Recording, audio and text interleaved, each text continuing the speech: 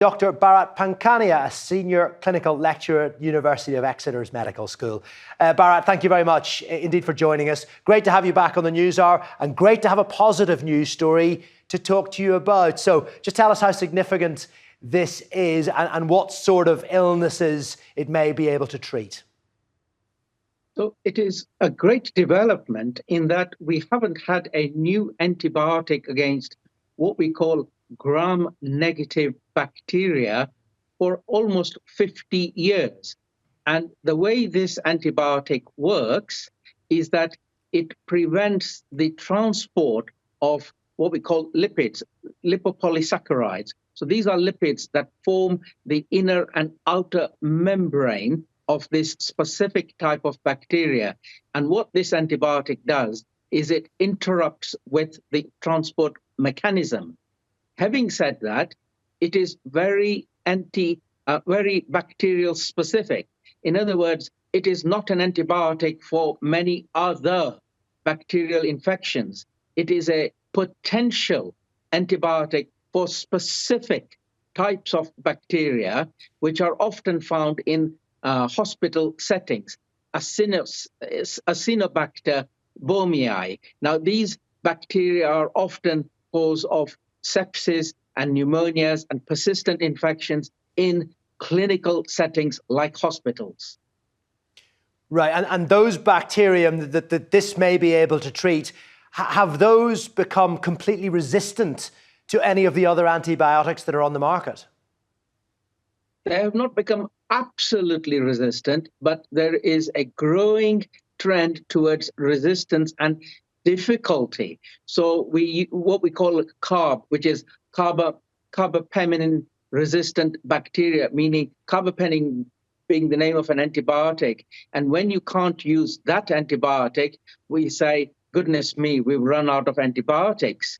So in that case, for this specific bacteria, there's some ray of hope. Remember, at the moment, it's only clinical in the laboratory, treated with upon mice and in the Petri dish.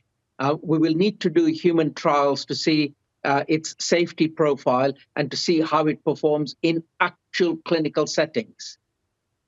Right, and so if we're at this stage, it's been tested on mice, human trials are to come.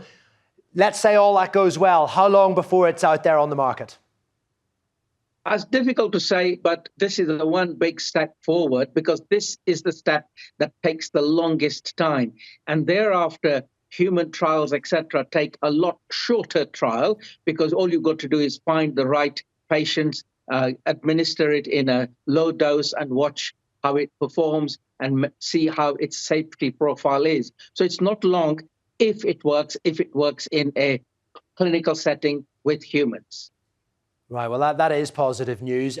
Finally, Bharat, I mean, how have we got to this point, this point where we are desperate for new antibiotics to treat those infections and illnesses? Is it simply because of overuse and doctors handing out too many?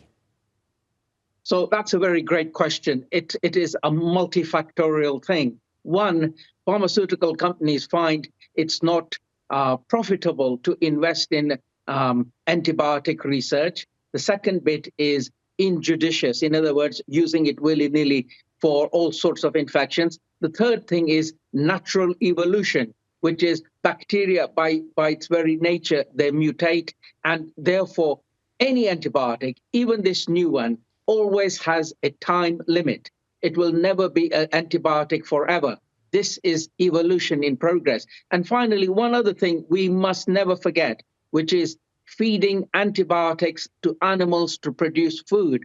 That also leads to the emergence of resistant strains. Feeding antibiotics to farm animals to make food. Partially human fault then, but thank goodness there are scientists developing these sorts of things to give us a ray of hope for the future. Bharat, we thank you very much for joining us, as always. Dr. Bharat Pankhania there. Thank you.